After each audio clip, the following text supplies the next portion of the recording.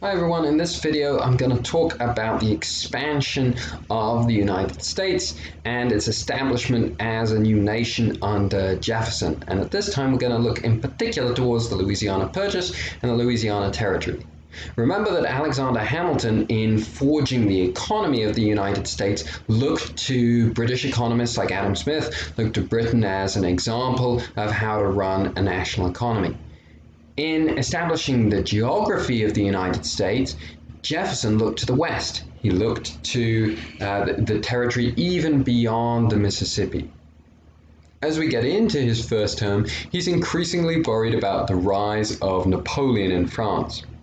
After all the bloodshed, after all the confusion of the French Revolution, Napoleon rises to power as a military genius, makes himself Emperor of France, constructs a vast empire across Europe. There seems to be no limit to his ambitions, and after he invades Spain, he takes back control of the Louisiana Territory, of control of the Mississippi Valley that had been a part of the history of New France.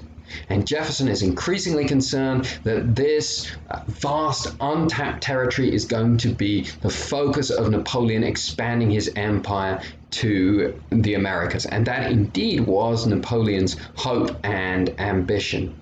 And Jefferson sees this as a great threat to the United States, that they're going to become dependent on the British Navy for protection against the French. They're going to lose the liberty that they fought for.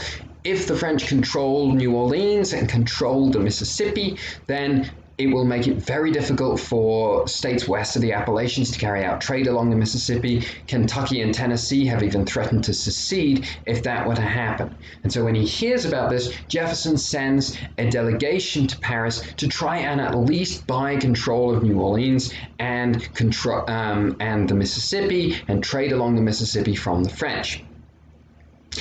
Now, Napoleon's plans to establish an American empire are forestalled by the revolution in Haiti, which is the first and at least the only one that I can think of, the only successful slave revolution to take place.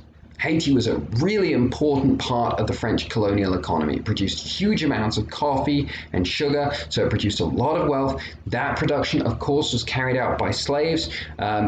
Slave conditions on the island were especially brutal because there was such a huge population of slaves, because the cultivation of sugar was so difficult, because the plantation owners felt they had to be particularly savage to prevent any rebellion in Haiti. So many of the slaves died that the slave population couldn't even reproduce. That 2/3 of the slaves at the time of the Haitian Revolution were born in Africa, because the death rate of slaves was outpacing the number of slaves that were being born each year. And so these are really brutal conditions. They lead to the outbreak of a slave rebellion in 1791. The slave rebellion is successful. The Haitians declare their independence from France. And so Napoleon plans to reestablish French control over Haiti and then use that as a springboard for establishing a French empire in the Louisiana Territory. This is unsuccessful because his armies are defeated by the Haitian rebels, led by a man named Toussaint Louverture, who's a really impressive general, especially someone who's freed himself from slavery. He manages to defeat Napoleon's armies, and Napoleon realizes that, stuck in a battle in a long war with the British and the rest of Europe, he doesn't have the resources to build an American empire. And so he decides to cash out, sell this territory to the United States for whatever money he can to finance his wars in Europe. And so when the Americans ask to buy New Orleans, Napoleon offers them the whole territory. So a much larger territory, slightly more money for $15 million, but it doubles the size of the United States. Doubles the size of the United States. It basically ensures the independence of the United States and the continued wealth of the United States. There's going to continue to be lots of land, lots of resources available to the settlers in this region. It also encouraged the expansion and exploration agenda and drive of Americans at this time. Just to give you a comparison, in 1800, Americans had purchased 67,000 acres. In 1801, they purchased 500,000 acres. So this shows you how much American expansion west of the Appalachians is growing so quickly at this time. It's difficult to emphasize just how fast this was. And the purchase of the Louisiana Territory further encourages this trend. Jefferson in particular wants to encourage exploration towards the Pacific. He wants to try and find a river passage to the Pacific, just like the Mississippi, so that Americans can carry out trade. Then maybe they'll have this connection to China and to trade with China that we see right at the beginning of the age of exploration.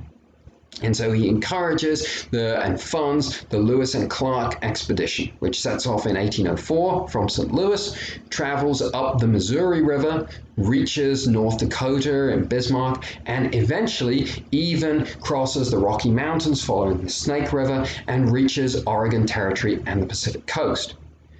This is significant because this is territory territory west of the Rockies, that's not part of the Louisiana Purchase, but which Lewis and Clark now claim for the United States. Their expedition, when they return 2 years and 3,000 miles later, is also a crucial source and reservoir of information for the Americans in terms of geographical knowledge of Indian tribes and coalitions in Louisiana Territory, where Americans can establish settlements. A lot of that can be traced back to the Lewis and Clark expedition. We see other expeditions occurring at the same time. A man named Zebulon Pike is successful in exploring what today is Minnesota to try and find the source of the Mississippi. We also find him exploring west towards Colorado and eventually reaching Santa Fe. So you can see how explorers are now at least starting to reach all the different parts of what will become the United States. There is still political tension within the United States, however. The Federalists in New England feel increasingly marginalized. They know that this huge expansion of the United States is going to bring in more settlers on the kind of agrarian, small-time farmer model that's been the Republican model. They see these as all going to be Republican voters. They feel that they have to broaden their base, and so they turn to Aaron Burr, who had been a Republican, but about the closest to a Federalist you can get and be a Republican. And they encourage him to run as governor of New York, as a way of kind of expanding their base, winning some elections. And so Burr runs, but is opposed by Hamilton. Hamilton, who always mistrusted Burr, who tells Federalists not to vote for him. And it seems like because of that, Burr's election bid in New York is unsuccessful. Burr comes to resent Hamilton, fights a duel against him, and kills him. And then has to escape. Still burning with resentment, however, Burr tries to hatch a conspiracy with one of Jefferson's generals to take control of the Louisiana Territory. That they're going to take an army in there and basically going to barricade themselves in there and make this territory independent, make it their own land that they're going to rule. It's an amazing fantasy to think about. In the end, the general loses his nerve and betrays Burr, who is arrested, charged with treason. Jefferson wanted to see him executed for treason. John Marshall, who's a Federalist, who doesn't like Jefferson, refuses to condemn Burr to execution. One legacy of this decision, which Marshall perhaps intended, was that it becomes very difficult to secure the death penalty for someone who's committed treason. And this becomes quite important in the future of the United States in terms of limiting the power of the government. Okay, so we're going to talk more about America's rise as a nation in the next video.